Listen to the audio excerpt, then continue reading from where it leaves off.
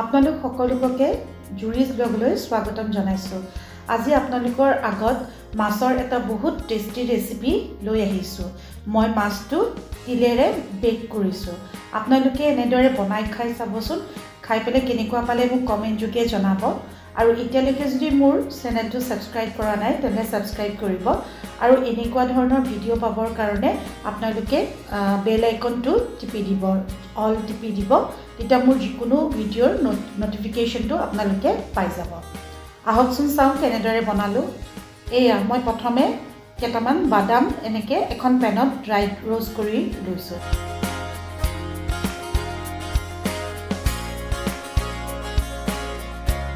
এই বাদামখিনি মোৰ ভজা হৈ গ'ল। এতিয়া মই প্লেট এখনত এইখিনি নমাই থম। এতিয়া মই আকৌ সেই একেখন পেনতে প্ৰায় 1/4 কাপ মান হ'ব ধুই থোৱা তিল, শুকুৱাই থোৱা তিল হয়, এইখিনি মই ইয়াতে ড্ৰাই ৰোষ্ট কৰিম। এনেকুৱা যদি আপোনালোকৰ ওচৰত মেজাৰিং কাপ নাই তেনেহ'লে এনেকুৱা এইটো জোখৰ চামুচৰ প্ৰায় 4-5 চামুচ মান দি দিলেই হ'ব। এতিয়া মই এইখিনি ইয়াতে অলপ দেৰি ড্ৰাই ৰোষ্ট কৰি ল'ম। প্ৰায় 1 মিনিট মান সময় এইখিনি মই এনেদৰে ভাজি ল'ম। তিলখিনি ভজা হৈ গ'ল। এতিয়া মই এই ভজা তিলখিনি নমাই থৈ দিম।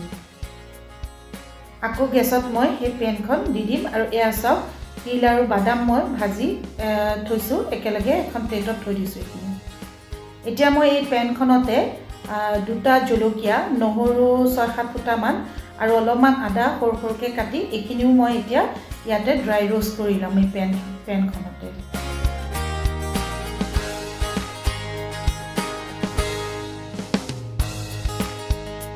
এয়া মোৰ নহৰু আদা জলকীয়াও ৰোষ্ট কৰা হৈ গ'ল। এইখিনিও মই এতিয়া থাল এখনত নমাই থৈছোঁ। এয়া 2টা বিলাহী মই এই পেনখনতে সেকি লৈছোঁ।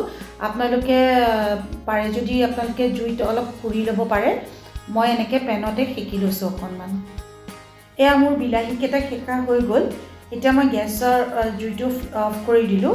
এতিয়া এটা মিক্সি জাৰ লৈছোঁ। এই মিক্সি জাৰতে মই আগতে ৰোষ্ট কৰি থোৱা তিল আৰু বাদামখিনি মিক্সি জাৰটোত দি দিছোঁ। আৰু এই বাদাম আৰু তিলৰ লগত একেলগে এই ৰোষ্ট কৰি থোৱা আগতে আদা, নহৰু আৰু জলকীয়াখিনিও মই একেলগে ইয়াতে দি দিছোঁ। এতিয়া এই বিলাহীখিনিও মই এই মিক্সি জাৰতে দি দিম, কিন্তু এনেকৈ গোটা গোটাই নিদিওঁ। তেতিয়া পিচিলে কি হ'ব, বাহিৰলৈ ওলাই আহিব। সেইকাৰণে মই অলপ সৰু সৰুকৈ কাটি লৈছোঁ। আৰু কাটি লৈ এই বিলাহীখিনিও মই এতিয়া এই তিল আৰু জলকীয়া, আদা, নহৰুৰ লগত একেলগে মিক্সি জাৰত দি দিছোঁ।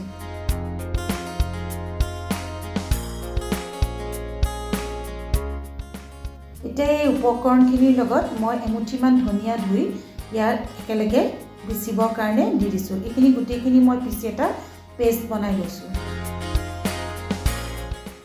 এয়া 5 পিচ মাছ লৈছোঁ। মই ইয়াত আগতেই নিমখ হালধি সানি থৈছিলোঁ। এতিয়া মই এই 5 পিচ মাছত এই যিখিনি মই পেষ্ট বনাই ল'লোঁ সেইখিনি একেলগে সানি ল'ম।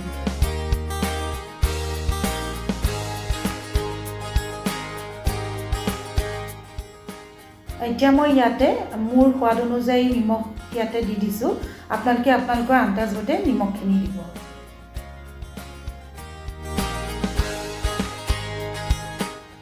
এতিয়া মই এই বটি থোৱা তিলখিনি মাছটোৰ 2 পিঠিতে ভালদৰে সানি ল'ম।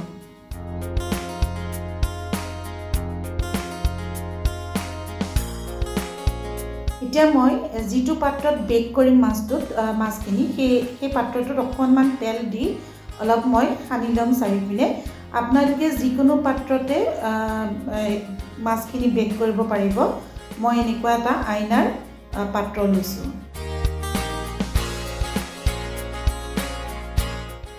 এতিয়া মই এই তিল বটাৰে মেৰিনেট কৰি থোৱা মাছখিনি এতিয়া মই এই পাত্ৰটোত ইয়াতে দি দিছোঁ। এতিয়া এই মাছখিনিতে মই 1 টেবুল স্পুন কেঁচা মিঠাতেলো দিছোঁ। এতিয়া এটা কেৰাহীত অকণমান পানী মই গৰম হ'বলৈ দি তাতে দাইল থোৱা ষ্টেণ্ড এনেকুৱা এডাল দি দিছোঁ। আৰু ইয়াতে মই এই সানি থোৱা মাছখিনি সৈতে এই পাত্ৰটো বহাই দিছোঁ। আৰু ঢাকন মাৰি প্ৰায় 20 মিনিটমান সময় এইখিনি বেক হ'বলৈ দিছোঁ। একদম জুইটো মই কমাই দিছোঁ, লোত দি দিছোঁ। আপোনালোকে একদম লো কৰি দিব।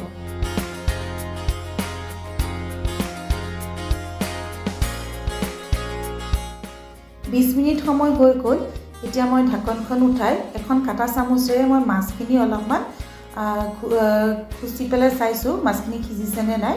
এয়া চাওক মোৰ মাছখিনি ভালদৰে সিজি গৈছে, মানে মোৰ এইখিনি হৈ গ'ল। এতিয়া মই গতিকে গেছটো এতিয়া অফ কৰি থৈ দিম।